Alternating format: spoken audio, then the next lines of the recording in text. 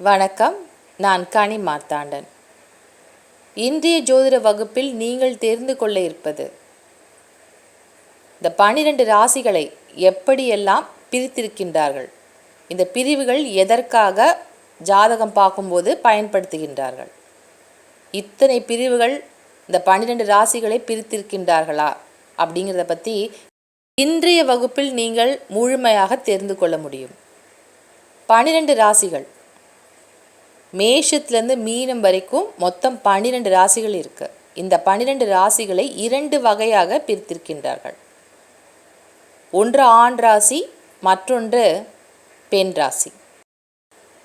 ஆண் ராசிகள் மேஷம், மிதுனம், சிம்மம், துலாம், தனுசு, கும்பம்.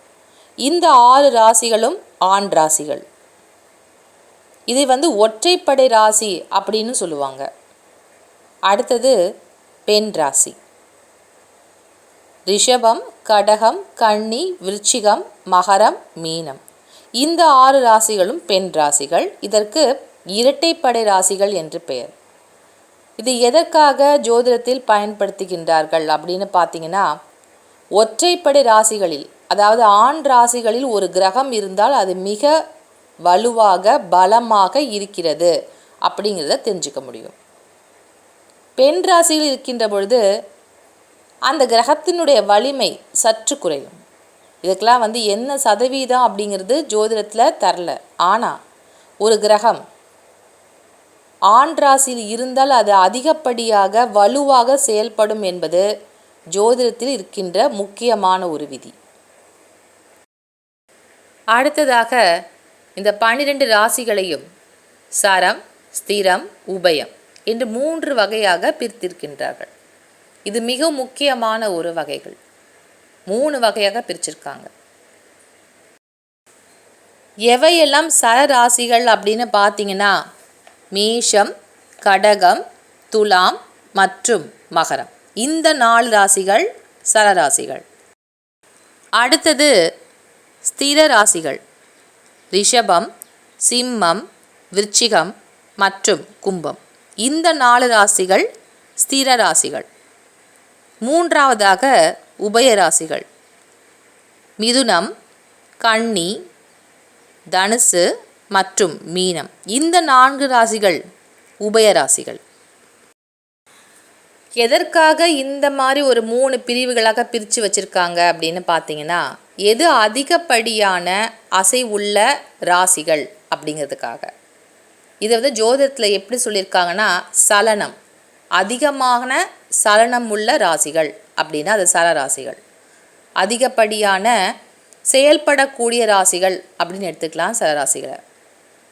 அடுத்ததாக ஸ்திரம். இந்த ஸ்திரம் எப்படின்னு பார்த்தீங்கன்னா, சலனமற்றது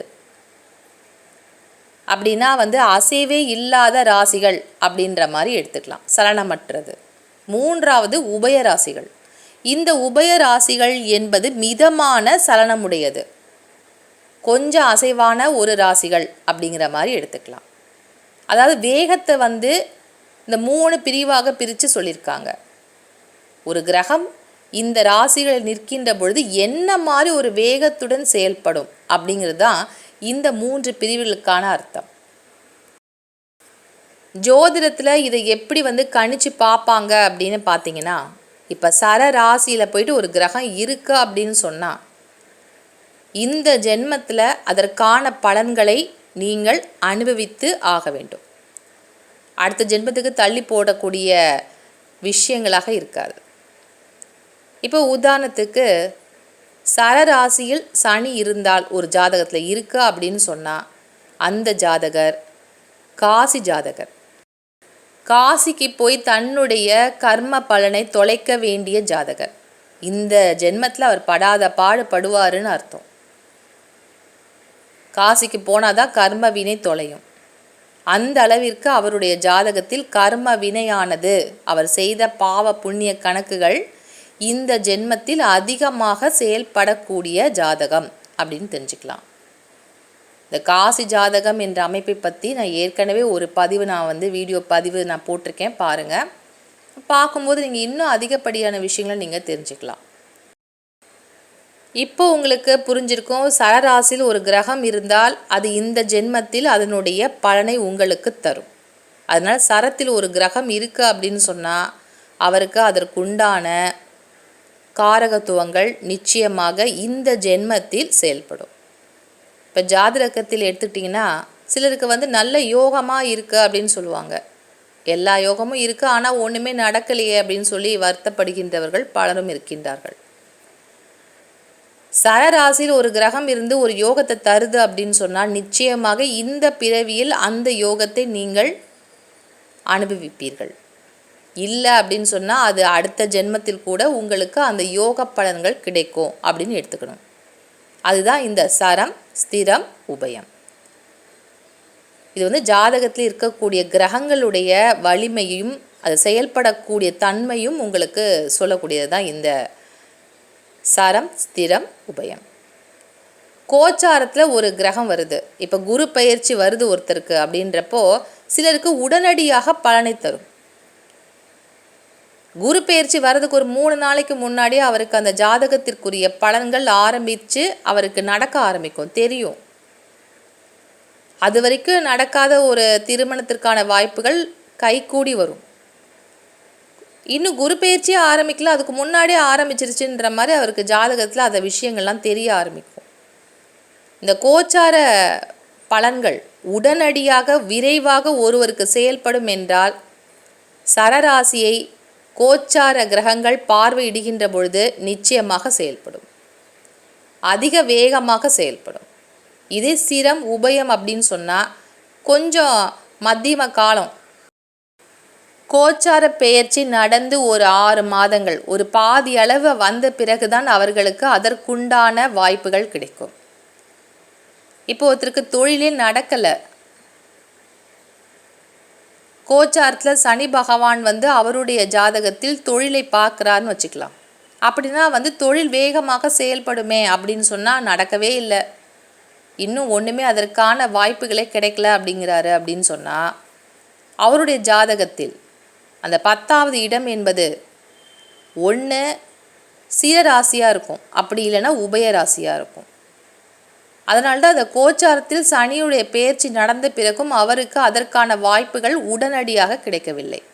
இதே சரராசியாக இருக்குது அப்படின்னு சொன்னால் சனி பெயர்ச்சிக்கு முன்னாடி அதற்கான வேலைகள், அதற்கான வாய்ப்புகள் அவருக்கு கைகூடி வரும். இதுதான் இந்த ராசிகளை 12 ராசிகளை இந்த சரம், ஸ்திரம், உபயம் அப்படின்னு பிரித்து வச்சுருக்காங்க.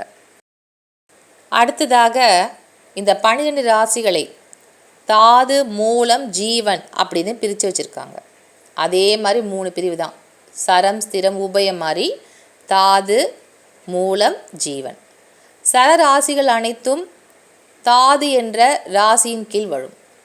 ஸ்திர ராசிகள் மூலம் என்ற ராசியின் அடிப்படையில் வரும்.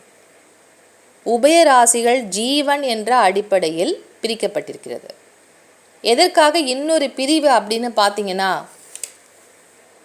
தாது அப்படிங்கிறது உயிரற்றது, எங்குமே நகராது, அதற்கு இனப்பெருக்கம் என்பது கிடையாது. மூலராசிகள் அதாவது ஸ்திர ராசிகள் அதுவும் உயிரற்றது, நகரக்கூடிய தன்மை என்பது கிடையாது, ஆனால் இனப்பெருக்கம் செய்யும்.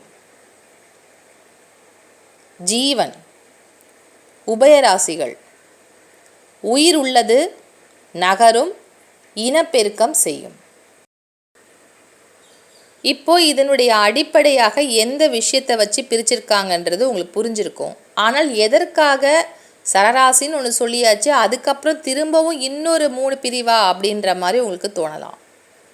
இது எதற்காக ஜாதகத்தில் பயன்படுத்துவாங்க அப்படின்னு பார்த்தீங்கன்னா, ஒருத்தருக்கு வேலையை பற்றி பார்க்கணும், இல்லை ஒரு தொழில் என்னவா இருக்குன்னு தெரிஞ்சுக்கணும்னு நினைக்கிறாங்க அப்படின்னு சொன்னால் ஒரு ராசி கட்டத்தை அது சரராசியாக இருந்தால் அப்போ முதலில் வரக்கூடிய 10 டிகிரி, ஒரு ராசிக்கு 30 டிகிரி இருக்குது.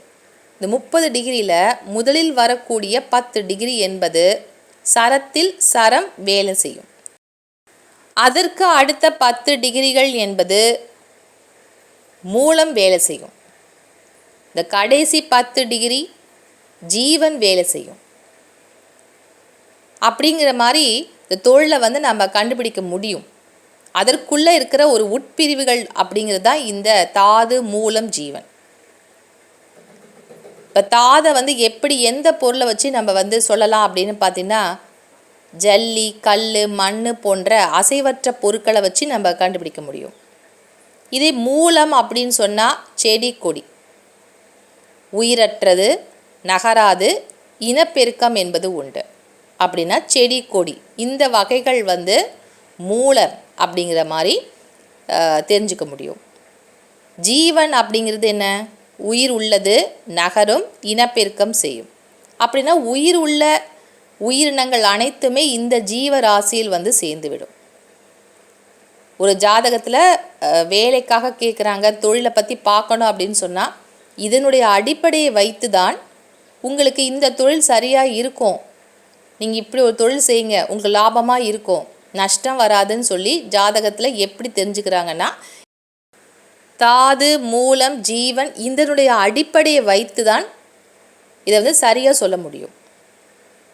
சரராசியில் முதலில் வரக்கூடிய 10 டிகிரி என்பது தாது, அதுக்கு அடுத்தது மூலம், அதுக்கு அடுத்த கடைசி 10 டிகிரிகள் என்பது ஜீவன். அதே மாதிரி தான் இப்போ சிரராசி அப்படின்னு சொன்னால் முதலில் வரக்கூடிய 10 டிகிரி என்பது ஸ்திரம்தான் வேலை செய்யும். முதல் 10 டிகிரி அப்படின்னா மூலம்தான் வேலை செய்யும். மூலத்தில் மூலம் அப்படின்னு சொல்லி ஜாதகத்தில் சொல்லுவாங்க. ஏன்னா சில ராசிகளை வந்து மூலம் அப்படின்னு சொல்லுவோம் இல்லையா, அதனால் முதலில் வரக்கூடிய 10 டிகிரி என்பது மூலத்தில் மூலம்தான் வேலை செய்யும். அதுக்கு அடுத்த 10 டிகிரி என்பது ஜீவன் வேலை செய்யும். கடைசி 10 டிகிரிகள் தாது வேலை செய்யும்.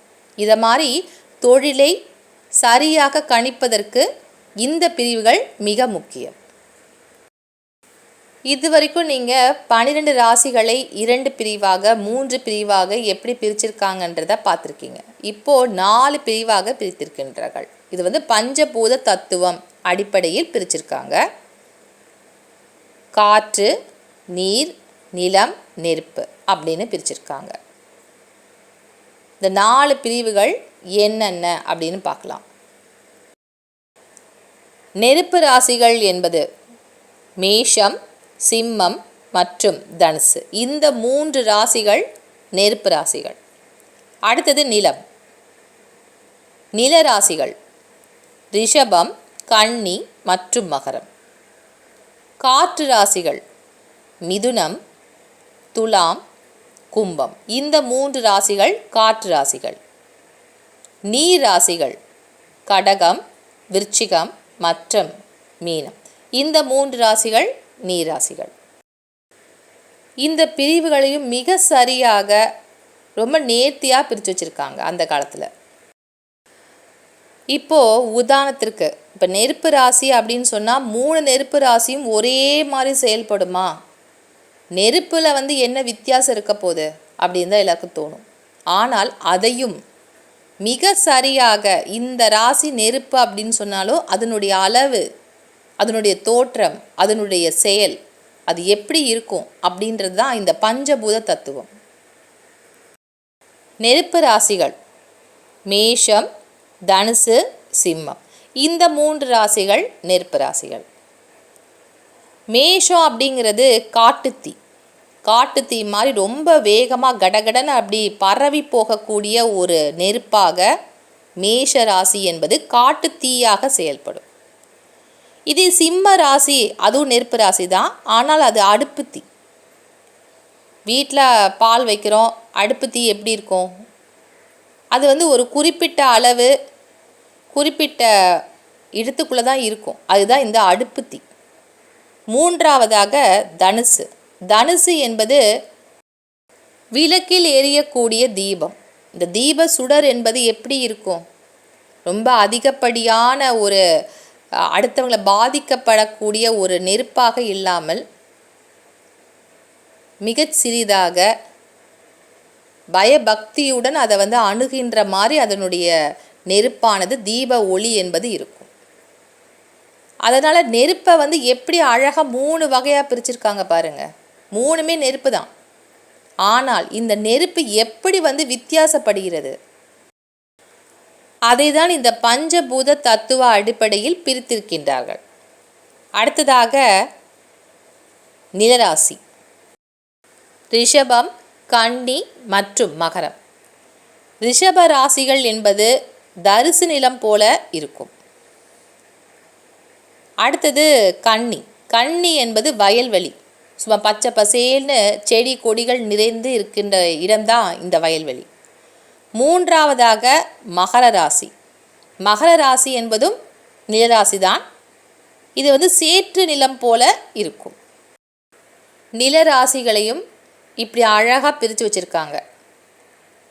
அடுத்ததாக காற்று ராசி. காற்று ராசிகள் மிதுனம், துலாம் மற்றும் கும்பம். இந்த 3 ராசிகளும் காற்று ராசிகள். இந்த காற்று ராசியில் வரக்கூடிய மிதுனமானது சுவாசிக்கும் காற்று. நம்ம மூச்சை உள்ளே இழுத்து வெளியில் விடுறோம் இல்லையா, அந்த மாதிரி சுவாசிக்கும் காற்று.